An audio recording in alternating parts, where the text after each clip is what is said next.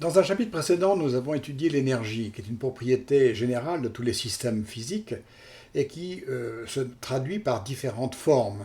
On parlera d'énergie électrique, d'énergie chimique ou d'énergie calorifique, la chaleur, sachant que ces différentes formes d'énergie se transforment les unes dans les autres, tout en obéissant à un très grand principe qui n'a jamais été démenti, à savoir le théorème général de conservation de l'énergie.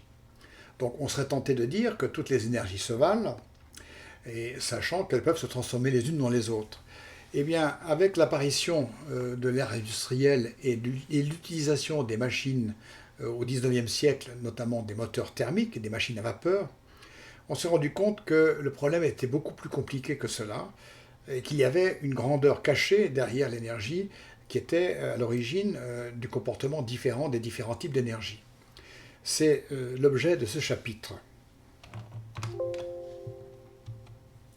Alors, en effet, au cours du temps, on s'est rendu compte que dans les différentes modalités de transformation d'énergie, par exemple, prendre du courant électrique dans une ampoule LED pour faire de la lumière, ou prendre du courant électrique dans un moteur pour faire de l'énergie mécanique, eh bien, il y avait toujours des pertes, il y avait toujours du déchet.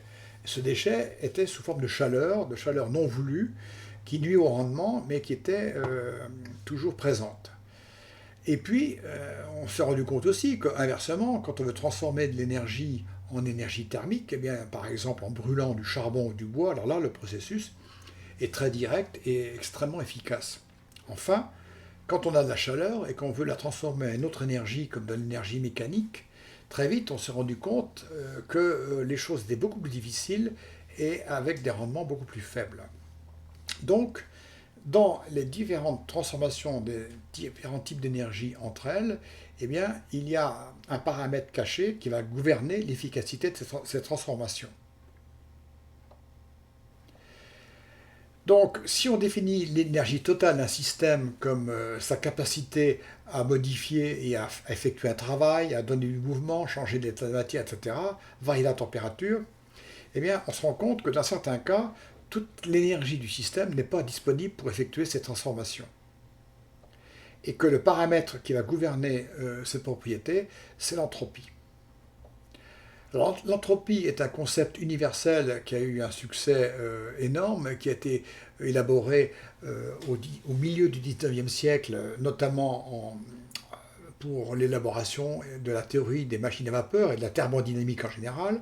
Clausius est le physicien allemand qui est à l'origine du mot entropie et du concept d'entropie.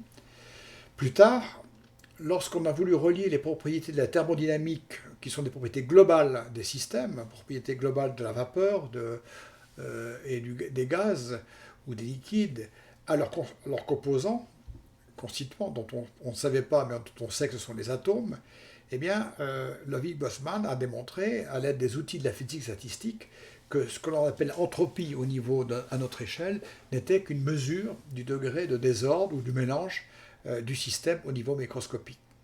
Plus tard, au milieu du XXe siècle, lorsque l'ère de l'information et des télécommunications a pris son essor, eh bien, on a dû élaborer une théorie de l'information qui était notamment l'œuvre de théoriciens comme Shannon, bien connus, et qui, eux, dans leur contexte, ont pu démontrer que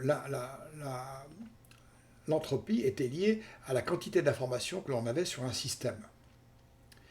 Donc, on voit que l'entropie est un outil qui permet d'étudier les rendements des machines thermiques, qui est une mesure du désordre des systèmes et qui est liée à la quantité d'informations. Tout ceci peut paraître disjoint, disconnecté, mais progressivement, on s'est rendu compte que ces trois idées-là se reliaient pour définir un concept universel d'entropie. Alors commençons par la thermodynamique, puisque c'est historiquement celle qui a été à l'origine du concept. Eh bien, le plus simple pour définir en thermodynamique l'entropie, c'est de différencier l'énergie totale du système de son énergie libre. L'énergie libre, c'est celle qui est immédiatement disponible pour effectuer les transformations que veut faire.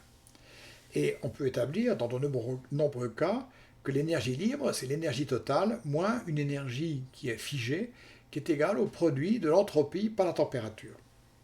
Donc, si l'entropie est faible, eh bien, l'énergie libre croît, et lorsque l'entropie est nulle, on a une énergie totale qui est parfaitement disponible pour effectuer toutes les transformations mécaniques ou électriques ou chimiques que l'on veut.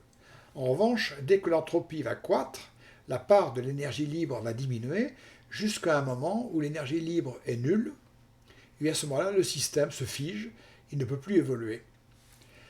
Donc, on peut dire que l'entropie est une mesure de la dégradation de l'énergie.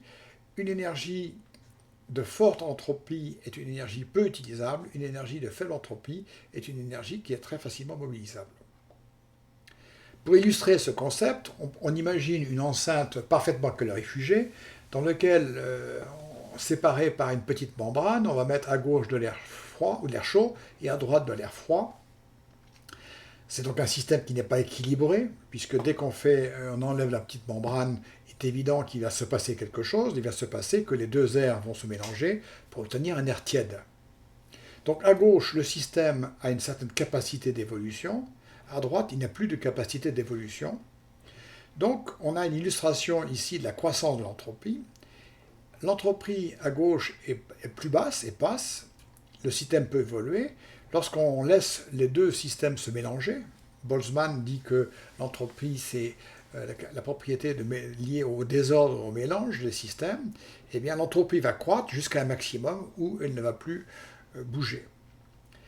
À gauche, nous avons de l'énergie libre. La preuve, c'est qu'on a découvert la thermoélectricité il y a quelques 100 ou 150 années, c'est-à-dire une propriété qu'ont certains capteurs, dont l'un est dans une source chaude et l'autre dans une source froide, de générer de l'électricité. Donc, ce système de thermoélectrique pourra utiliser l'énergie libre de ce système pour la transformer en énergie électrique, alors qu'il n'y a aucune capacité dans l'énergie dans le système à droite. La thermodynamique, très vite on s'est aperçu, était gouvernée par un principe qui n'a jamais été démenti et qui a une importance vitale à la fois pour toute évolution des systèmes, mais aussi les systèmes, que ce soit les systèmes humains, que ce soit la planète Terre ou même l'univers dans son ensemble. À savoir que l'entropie d'un système ne décroît jamais, isolé ne décroît jamais, elle ne peut que croître jusqu'à une valeur maximum, ou auquel cas le système arrêtera d'évoluer. Alors pour illustrer ça, on imagine une enceinte parfaitement calorifugée, donc parfaitement isolée de tout le reste, dans lequel il y a des tas de systèmes, ça rayonne, il y a l'électricité, des produits chimiques, il peut y avoir des êtres vivants, de l'énergie thermique, etc. On ferme tout ça et on attend. Eh bien le système va évoluer, et donc son entropie va croître jusqu'à une valeur, jusqu'à une limite telle que le système n'évoluera plus. C'est une illustration, quelque part, de nos sociétés dans lesquelles on voudrait bien avoir des tas d'origines d'énergie tout en limitant l'entropie. Or, ce processus, on ne peut pas le bloquer, sauf si on couple le système avec son environnement. Alors pour ce faire, si on veut maintenir l'entropie du système ici à un niveau constant, voire même la décroître, il faut coupler le système à son environnement, c'est-à-dire il faut que l'environnement lui fournisse de l'énergie, et avec cette énergie-là, on pourra maintenir le système dans son état. Et l'environnement a sa propre entropie, et que nous dit le deuxième principe? Eh bien que dans ce bilan-là, lorsqu'on fait le bilan des opérations, eh bien l'entropie extérieure, elle, va augmenter. Le processus va créer de l'entropie dans l'environnement, c'est-à-dire que maintenir ou diminuer l'entropie d'un système fait croître l'entropie de son environnement. C'est donc un principe qui s'applique à tous les systèmes, et quand on emploie le mot environnement, quand on emploie devenir des systèmes, on pense bien évidemment à l'humanité sur Terre ou à l'évolution de la planète Terre. Parce que le deuxième principe, on peut le réécrire sous la forme en disant que toute transformation d'un système thermodynamique s'effectue avec augmentation de l'entropie globale, incluant l'entropie du système et celle du milieu extérieur. Un exemple une illustration de ce principe-là, c'est les colonies extraterrestres. Si on veut établir des colonies humaines sur la Lune ou sur Mars, où il n'y a pas d'atmosphère, on envisage toujours des bulles dans lesquelles il y aura, qui seront confinées, dans lesquelles il y aura tous nos systèmes électriques, mécaniques et vivants, biomasse. Eh bien, le second principe de la thermodynamique nous dit que ce système-là confiné ne peut aller que vers la croissance de l'entreprise, vers la mort. Et qu'il faut le coupler à une source externe d'énergie. Ici, ce sont des panneaux solaires qui vont fournir l'énergie électrique pour maintenir à un niveau d'entropie acceptable l'intérieur de la bulle. Et que dit le second principe? Le second principe dit que l'entropie, le désordre total d'une Lune avec une colonie humaine sera toujours plus fort que la Lune avant l'arrivée de la colonie humaine, puisque l'entropie des deux systèmes ne peut qu'augmenter. Alors, l'entropie a été pour étudiée pour les moteurs thermiques au milieu du 19e siècle.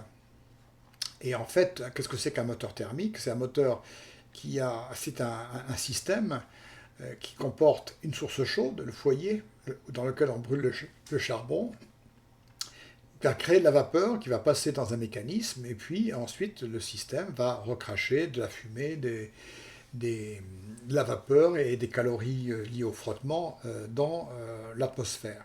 Donc il faut deux sources pour faire fonctionner un moteur thermique. Alors pour schématiser ça, eh bien, tout système thermique a une source chaude, ici c'est le foyer de la locomotive, qui va transférer de la chaleur via un fluide, un caloporteur, la vapeur souvent, mais peut-être autre chose, vers un mécanisme où une partie de cette énergie va être transformée en énergie mécanique, et toute l'énergie résiduelle va être envoyée dans l'atmosphère, la source froide. Donc, Carnot, qui avait étudié le rendement des moteurs, avait trouvé que le rendement des moteurs était limité par l'écart entre les températures de la source chaude et celle de la source froide. C'est exactement la définition de l'entropie. Plus l'écart est important, comme on l'a vu plus haut, plus l'entropie est basse et plus le rendement sera efficace. Et en revanche, plus la température de la source chaude se rapproche de la source froide, plus l'entropie va augmenter et plus le rendement va diminuer jusqu'à l'immobilisation totale du système. Ceci est illustré dans les schémas qui sont là. Et il faut voir que si on met si de manière formelle, on environne à la fois la locomotive et l'atmosphère dans laquelle elle va rejeter sa vapeur et le mécanisme dans une boîte, eh bien, ce que nous dit le théorème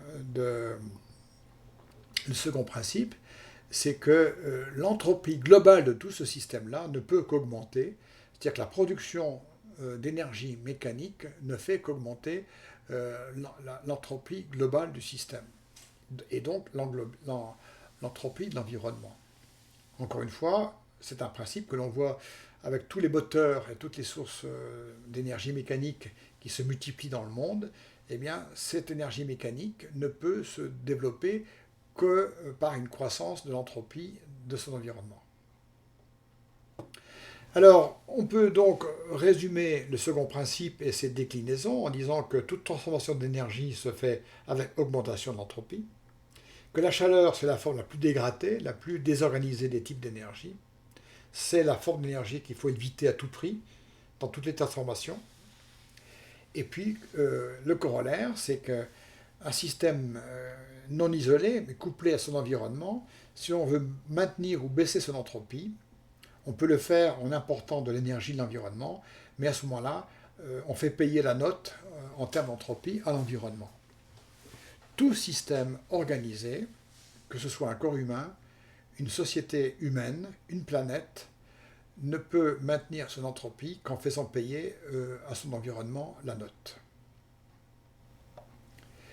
Alors passons maintenant à la vision statistique par Boltzmann, qui va dire que l'entropie, finalement, c'est une fonction des états disponibles pour les composants du système. Et que quelque part, l'entropie, c'est une mesure du désordre. Alors pour illustrer ça, on imagine un système composé de 20 molécules d'air, ce qui est très peu, Et on imagine un premier état dans lequel on sépare l'enceinte par une petite membrane à nouveau, avec 5 molécules à gauche et 15 à droite. On prend le même système avec la même membrane, où on enlève la membrane et on suppose qu'il y ait un nombre égal de molécules à gauche et à droite. Eh bien, on va calculer les états, le nombre d'états possibles, selon Boltzmann, des deux configurations. Dans la première configuration, un calcul de probabilité de particules discernables nous amène à 15 500 possibilités. Par contre, à droite, on fait un calcul et on trouve 185 500 possibilités. Donc Boltzmann nous dit que l'entropie du système, qui est liée au nombre de possibilités, sera plus forte à gauche qu'à droite. Et on verra ensuite que, bien sûr, si on laisse le système évoluer, il aura toujours tendance à aller plutôt vers le système où il y a le plus grand nombre de possibilités, et que le système à équilibre sera plutôt plus proche de celui-ci que plus proche de ça. Donc, ce petit exemple illustre par un calcul microscopique le fait que l'entropie est liée au nombre de possibilités de répartition de ses composants internes, et que la croissance de l'entropie traduit le fait naturel que le système va évaluer vers un état qui a le plus de configurations possibles. Alors, ce petit calcul qui montre une croissance par un facteur 12 du nombre d'états possibles pour 20 molécules, imaginez, c'est d'ailleurs inimaginable puisque ce sont des puissances énormes et des puissances de 10 de différence de configuration si au lieu de traiter 20 molécules, on traite non pas 20, mais 1000, 1 million, 1 milliard, 1 milliard de molécules, ou par exemple ce qui est le cas si l'enceinte contenait 1 litre d'air par exemple. À ce moment-là, l'écart entre les différentes répartitions est énorme, donc la croissance de l'entropie vers le système équilibré est énorme et que tout naturellement, l'état d'équilibre du système sera celui dans lequel il y a l'équirépartition des molécules de chaque côté dans le système. Donc, la deuxième lecture du principe de la thermodynamique qui a été faite par Boltzmann est de dire que l'entropie est liée au nombre de configurations possibles de ses composants internes par la fameuse relation S égale K log de W, logarithme W étant le nombre de configurations, et qui se trouve sur la tombe de Boltzmann, parce que c'est une formule d'une importance capitale qui a pu se vérifier dans tous les systèmes que l'on peut observer à l'échelle macroscopique. Alors, pour faire un calcul précis, comme tout à l'heure, on peut prendre le cas d'un jeu de cartes. Si on considère le jeu de cartes parfaitement classé avec les cartes 1, 2, 3, 4, avec les règles de classement des couleurs, on s'aperçoit qu'il n'y a qu'une seule configuration possible pour ce jeu de cartes classé. On le lance en l'air et on regarde ce qui se passe. On va avoir un mélange de cartes. Si le jeu est parfaitement mélangé, il y a 52 factorielles possibilités, configurations possibles, c'est-à-dire de l'ordre de 10 puissance 69 avec 52 cartes. Cela veut dire que le log de W est très grand, l'entropie ici est très grande, alors que là, elle est nulle, l'entropie est la plus basse possible. Ensuite, Boltzmann a introduit et avait démontré le fameux théorème H, qui dit que si on considère l'entropie en particulier telle qu'elle est définie ici, c'est une fonction qui ne peut que croître. Donc, il traduit bien le fait que l'entropie d'un système ne peut que croître vers un état d'équilibre, et l'état d'équilibre, c'est celui qui a le maximum de configurations possibles. Cela veut dire que, d'une manière imagée, on peut dire que la théorie de Boltzmann de l'entropie traduit le fait que tout système va tendre vers un état d'entropie maximum dans lequel il sera dans un désordre maximum, et à partir duquel il n'évoluera plus. Plus tard, Shannon, dans la théorie de l'information et des télécommunications, a fait intervenir le hasard dans la définition de la théorie de l'information. Et on peut relire l'exemple du jeu de cartes en disant que si on veut décrire le jeu de cartes ordonné, c'est très simple parce qu'il y a un ordre logique des cartes. Chaque fois qu'on a une carte, on peut clairement définir la suivante. Donc il y a une suite ordonnée qui fait que pour décrire le jeu de cartes, il faut très peu d'informations, alors que dans le jeu désordonné, il n'y a aucune règle. Si on veut décrire le jeu de cartes, il faut donner la position de chaque carte. Donc, on voit bien que l'entropie est liée quelque part à la quantité d'informations qui est nécessaire pour décrire le système. Ceci est une autre histoire parce que ces trois visions d'entropie, et notamment le lien entre l'entropie et l'information, est un enjeu vital de beaucoup de recherches actuellement, notamment en lien avec la physique subatomique, la physique quantique, et aussi la physique relativiste, la théorie de l'évolution de l'univers.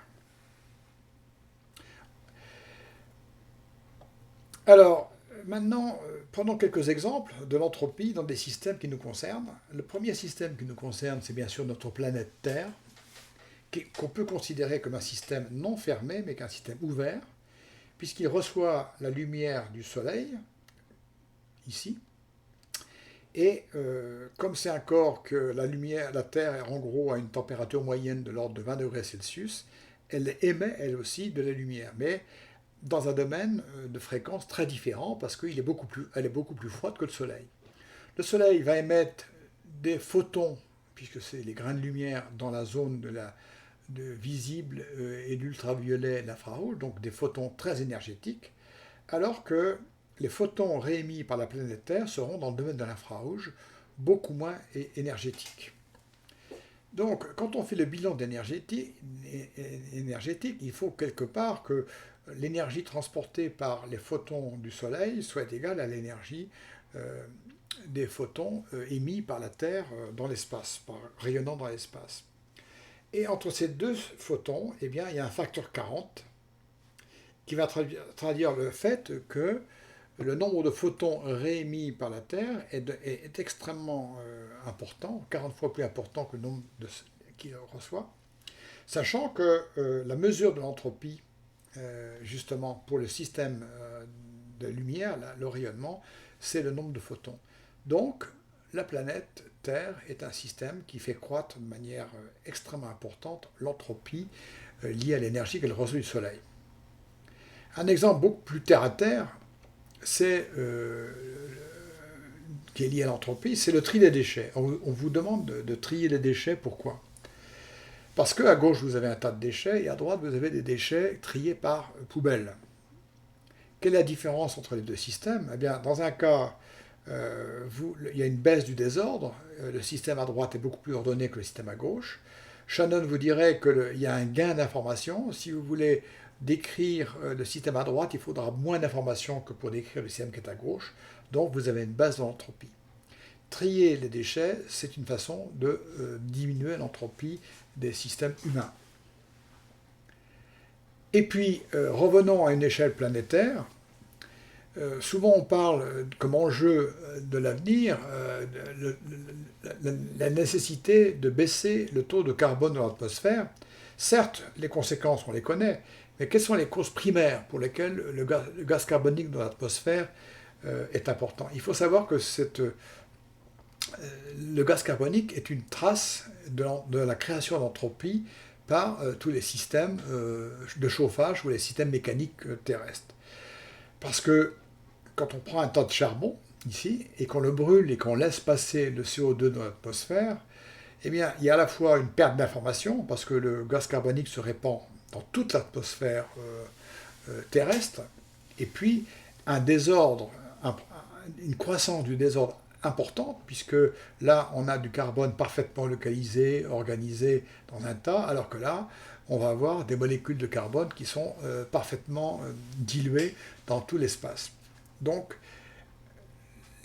l'enjeu des émissions de CO2, c'est d'abord le fait que c'est une émission qui est fortement anthropique et fait croître de manière extrêmement importante l'entropie du système planète Terre. Alors, souvent dans la littérature et dans les actualités, on fait des bilans en disant, voilà, tel système d'énergie est plus avantageux que l'autre, etc. Je prends un exemple des panneaux photovoltaïques pour démontrer qu'il les bilans globaux qui englobent à la fois les bilans énergétiques et les bilans anthropiques sont quelquefois compliqués et quelquefois conduisent à des résultats qui sont peu, peu utilisés et peu probables. Prenons d'abord le bilan d'énergie des panneaux photovoltaïques. On suppose, et c'est l'ordre de grandeur, qu'ils produisent 100 kWh par an par mètre carré d'énergie électrique.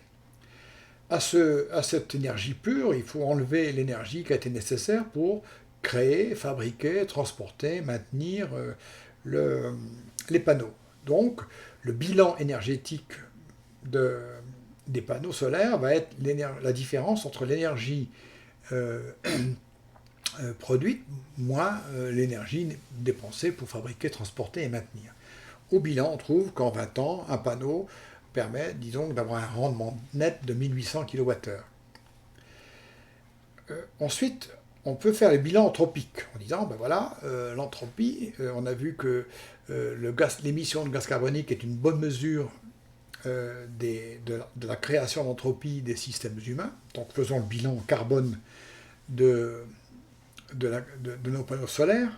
En France, 1 kWh génère environ 100 grammes de CO2, notamment parce que beaucoup de son énergie électrique est nucléaire, qui est très peu carbonée. Donc, transformons ça avec les kilowattheures, on trouve qu'il faut que le coût de fabrication va émettre 16 kg de CO2 dans l'atmosphère. Et donc, si on parle de l'énergie qui a été économisée, en faisant la différence entre l'équivalent carbone des kilowattheures économisés et les 16 kg de carbone dépensés, on trouve que le bilan anthropique est très positif puisqu'il économiserait 162 kg de gaz carbonique dans l'atmosphère. Ce bilan, qui est très favorable, est faux. Alors, il est d'abord faux parce qu'il n'inclut pas le fait que l'énergie voltaïque étant intermittente, il faut à côté d'autres systèmes qui prennent le relais de l'énergie photovoltaïque lorsque celle-ci n'est plus disponible. Et il faudrait inclure dans le bilan énergétique et le bilan anthropique de ces systèmes. Mais même en dehors de ça, il faut voir que le bilan anthropique est complètement faux parce que si bien sûr on conserve le bilan énergétique, il faut comprendre que les panneaux photovoltaïques ne sont pas fabriqués en Europe, mais sont fabriqués en Chine. Et qu'en Chine, l'énergie est surtout carbonée, est obtenue surtout à partir du charbon. Donc, en moyenne, en Chine, alors qu'il faut 100 grammes de CO2 émis pour avoir un kilowattheure, en Chine, on émettra 800 grammes, 8 fois plus. Donc, le coût de fabrication est beaucoup plus élevé en termes de CO2, 145 kg. Si bien que quand on va importer le panneau photovoltaïque en France, on va le faire fonctionner et il va économiser de l'électricité qui, elle, est de l'électricité décarbonée à 100 grammes de CO2 par kilowattheure. Donc au bilan, 17 kg simplement de CO2 économisé. Il n'est même pas sûr que ce soit une réelle économie si on induit le coût anthropique et énergétique des systèmes qui sont supposés prendre le relais de l'énergie voltaïque lorsqu'elle ne fonctionne plus. Donc, beaucoup de bilans des énergies de nos pays civilisés comme la France sont faux parce qu'on oublie toujours d'inclure la fabrication et la maintenance, et en particulier, et les déchets, dans la mesure où la fabrication et souvent les déchets produits sont traités dans des pays en voie de développement ou en Chine qui ont beaucoup d'énergie émettrice de carbone, alors que les économies qui sont faites dans nos pays à nous, comme la France, qui au contraire sont plus vertueuses et émettent moins de CO2 par kilowattheure. Donc le bilan d'un panneau photovoltaïque, s'il permet d'économiser d'une certaine manière une certaine forme d'énergie, au bilan anthropique, il est beaucoup plus mitigé et a priori, l'énergie photovoltaïque ne résout pas les problèmes de croissance de l'entropie des civilisations humaines. Alors pour illustrer ça, prenons notre planète Terre dans son ensemble. On a parlé du fait qu'il reçoit des photons de haute énergie dans l'UV, le visible ou l'infrarouge du Soleil. J'ai calculé que c'est de l'ordre de 1,7 10 puissance 22 avec la loi de Wien, photons de haute énergie. Sans une partie, mettons un tiers de cette énergie va être réémis par l'albédo, c'est-à-dire que les rayons solaires sont réfléchis par les calottes, par les nuages, par l'atmosphère elle-même ou par le sable des déserts. Donc c'est de l'énergie qui ne fait que passer, qui est réémise aussitôt. Par contre, il y a une énergie qui est absorbée par le système terrestre et puis qui va contribuer à le maintenir à une température de l'ordre de 20 degrés Celsius. Et en tant que corps chaud à 20 degrés Celsius, la Terre va émettre dans l'espace un rayonnement infrarouge. Et ce rayonnement infrarouge sera composé de photons, mais de photons moins énergétiques que les photons qu'il reçoit du Soleil, et donc en nombre beaucoup plus important, ici 6,8 10 puissance 23. Donc il y a un facteur 40 entre le nombre de photons qu'il reçoit et le nombre de photons qu'il émet. Ceci est une mesure de l'entropie que la planète Terre crée dans le processus de transformation de l'énergie solaire. Donc le bilan anthropique d'une planète comme la nôtre est vital. Il y a des sources d'entropie qui sont la transformation de l'énergie qu'il reçoit du Soleil en chaleur par l'atmosphère, les océans. Il y a la géothermie, les marais qui créent un peu de chaleur. Il y a surtout les systèmes biologiques biomasse.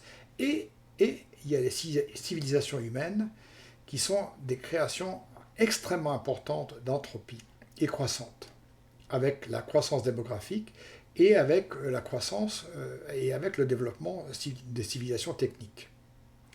La seule façon pour que cette entropie ne s'accumule pas et conduise à la catastrophe, c'est d'abord, il faut que la planète réémette l'entropie qu'elle reçoit ou qu'elle crée. Elle le fait par l'intermédiaire des photons infrarouges qu'elle réémet dans l'espace. Et puis, ce qu'elle ne peut pas réémettre, eh bien, il reste sur Terre, soit sous forme de déchets, soit sous forme de chaleur dans les océans, soit sous forme de CO2 dans l'atmosphère. Et on voit bien que si l'on fait croître l'entropie, notamment des civilisations humaines, eh bien, il faut résoudre l'équation à droite. Comment faire pour mieux évacuer l'entropie dans l'espace ou la stocker de manière plus efficace. Si l'entropie est vitale dans l'évolution de nos sociétés, elle a aussi une importance philosophique et épistémologique très importante, puisque assez vite on a pu lier l'entropie à la notion de flèche du temps. En effet, à chaque fois qu'on fait un scénario qui va croître l'entropie d'un système, c'est-à-dire prendre deux verres, un verre d'eau chaude, un verre d'eau froide, et les mélanger, on a vu que ceci correspondait à une croissance d'entropie, ou bien prendre un verre et le casser en de multiples fragments, ou avec son processus inverse, eh bien, à chaque fois que l'on prend ces scénarios et qu'on essaie de les visualiser comme des films, il est évident que le film n'a qu'un sens. Le déroulement du temps ne peut se dérouler de manière réaliste que dans un sens. En particulier, on ne peut pas imaginer que les morceaux de verre se remettent ensemble pour recréer le verre. Ce scénario-là est absolument impossible, improbable. Donc on voit bien que la notion d'entropie est complètement liée à la notion de flèche du temps. Donc, comme dirait Shannon, la croissance de l'entropie est une perte d'information, et comme on perd d'information sur le système, on ne peut pas le remettre dans l'état initial, donc le retour vers le passé est impossible, et donc on a l'irréversibilité. La croissance de l'entropie induit donc la flèche du temps. Le temps à notre échelle ne coule que dans un sens. Et c'est un problème majeur en sciences, et en histoire des sciences et en philosophie, parce que si à notre échelle le temps s'écoule toujours dans le même sens, à l'échelle de l'infiniment petit, à l'échelle atomique, lui, le temps n'a pas de sens. Alors comment se fait-il que à l'échelle de l'infiniment petit, le temps n'a pas de sens particulier et qu'il a un sens à notre échelle? C'est l'objet d'énormément de recherches à la fois et de réflexions. Et je peux que recommander la lecture du livre de Carlo Rovelli, L'ordre du temps, qui étudie ces différents aspects et qui conclut que la nature du temps reste un mystère, peut-être le plus grand de tous. Donc on a fait le tour. On a fait un tour des trois visions de l'entropie, vision thermodynamique, vision statistique avec Boltzmann, et puis vision de science de l'information avec Shannon. On a vu comment la croissance d'entropie est un phénomène très général qui a des implications énormes dans toute l'évolution des systèmes, y compris les systèmes qui nous concernent comme la planète Terre. Et puis on a vu que le temps est un problème majeur qui n'est pas encore complètement compris à toutes les échelles. Mais il reste encore un dernier problème majeur lié à l'entropie, c'est quand on regarde un organisme vivant, lui, il représente un ordre extrêmement particulier, et donc en termes d'entropie, c'est une entropie très faible. Donc se pose la question, comment relier les propriétés de l'entropie aux propriétés du vivant, qui a été aussi étudié beaucoup, y compris par des physiciens comme Schrödinger. En effet, si on compare d'un point de vue de Boltzmann, en termes de configuration possible, si on prend tous les atomes qui composent un corps humain, avec de l'hydrogène, de l'oxygène, de carbone, le nombre de configurations possibles pour associer ces atomes, il est absolument gigantesque. Il y a des milliards et des milliards, des milliards à la puissance milliard de façons d'organiser ces atomes. Et il n'y en a qu'un, ou très peu, il n'y en a que très très peu pour donner un corps humain. Donc la création d'un corps humain à partir de ces éléments qui le composent, qui est le phénomène vital, est donc une décroissance majeure, énorme de l'entropie. Donc un organisme vivant, c'est une structure extrêmement organisée, qui a une entropie très faible, et dont on verra que cette entropie très faible, elle le fait payer, et plus que payer, à son environnement. Alors regardons d'un point de vue dynamique, une vision de la vie, à part l'entropie. Eh bien, dans la vie, on croît, on est adulte, et puis on vieillit et on meurt. Ça, ce n'est qu'une illustration de l'évolution de l'entropie.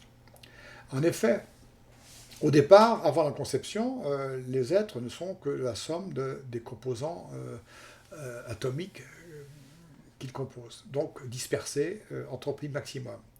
Conception, les éléments s'organisent, les cellules s'organisent, le corps s'organise, on a l'enfance, l'adolescence, avec une croissance très forte, une organisation très rapide, donc une consommation, une baisse d'entropie énorme.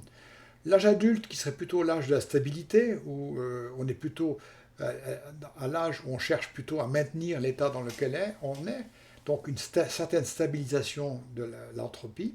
Et puis, progressivement, le désordre s'installe, les cellules vieillissent, le système se désorganise, on vieillit, jusqu'à la fin, qui est la mort, qui est le retour de tous les éléments composant le corps humain à son environnement, dire retrouver l'état initial. Donc une vie, un système vivant, ce n'est qu'une diminution locale et temporaire, mais extraordinairement importante de l'entropie, qui se fait qu'aux dépens d'une alimentation, qui se fait qu'aux dépens d'utilisation de l'environnement en termes de nourriture, en termes d'énergie, en termes, etc. Et que ce corps humain, tout en absorbant tout ceci, va générer de la chaleur, dont on sait que c'est l'entropie, du travail un peu, et beaucoup de déchets, notamment le CO2 et tous les déchets de la digestion. Donc, qu'est-ce que c'est qu'un corps humain? Un corps humain, c'est un système d'entropie très basse qui se maintient dans cet état d'énergie assez longtemps en utilisant toutes les ressources de l'environnement. Et ce que nous dit le second principe, il nous dit que toute l'entropie qui est gagnée par le corps humain sera payée par l'environnement, et beaucoup plus que ça. Il y aura plus que le remplacement à 100%. Et quelque part, ceci pourrait être un petit peu décourageant, parce que tous ceux qui disent « je vais essayer de vivre sans déchets », c'est impossible, puisque vivre sans déchets, ce serait vivre à entropie constante, et l'entropie constante n'est possible que par un apport extérieur de l'environnement, qui lui va payer la note. Donc l'environnement paye en désordre plus que ce que la vie gagne en ordre. Alors les systèmes humains, bien sûr, ce que l'on a décrit jusqu'ici, marche très bien pour, par exemple, les êtres humains qui vivent de manière primitive dans les forêts d'Amazonie, en vivant de la cueillette et utilisant très peu d'artefacts. Mais l'homme moderne est environné de systèmes qui sont très de basse entropie. Quoi de plus organisé qu'un smartphone? Quoi de plus organisé qu'une maison, qu'une voiture, qu'une rue, qu'une ville, etc., ou qu'un réseau Internet? Donc, non seulement l'être humain développe pour lui-même une capacité à diminuer son entropie, mais surtout, il a développé au cours des siècles la capacité à s'entourer de systèmes de très basse entropie. Donc, cela veut dire qu'un homme moderne, d'une civilisation actuelle, eh bien, a un bilan anthropique très intéressant, très bas, mais qu'il fait payer de manière incroyable à tout son environnement. Donc, et pour conclure, eh bien, je conclurai avec M. Deutscher, qui a écrit des ouvrages là-dessus, en disant que pour lui, le problème, c'est pas tant la consommation d'énergie, puisque l'énergie est multiforme, il y a de multiples sources, on n'en utilise qu'une toute petite partie. Mais la vraie question, c'est est-ce que l'énergie solaire que l'on reçoit sera suffisante toujours pour compenser l'augmentation d'entropie générée par les activités humaines? C'est vraiment la question fondamentale à l'avenir. Donc l'enjeu, c'est de transformer l'énergie, de travailler, s'informer, de vivre et de consommer en faisant croître au minimum l'entropie du monde. On trouvera d'autres éléments d'information, d'une part, sur le blog unpeudephysique.fr. Il y aura d'autres saisons sur la science de Bernie. Et je rappelle que ce cours a été délivré dans le cadre de l'Université permanente de Nantes. Alors, pour conclure de ce chapitre, qui est complexe, parce que la notion d'entropie est pas du tout est assez abstraite, on a beaucoup de peine à imaginer et à calculer finalement dans des cas concrets l'entropie. Mais j'espère que cet exposé vous a démontré que derrière le concept d'énergie, le concept d'entropie est vital pour déterminer l'évolution, certainement d'abord des organismes vivants, mais aussi des organismes, des civilisations humaines et plus généralement de notre planète Terre. À bientôt.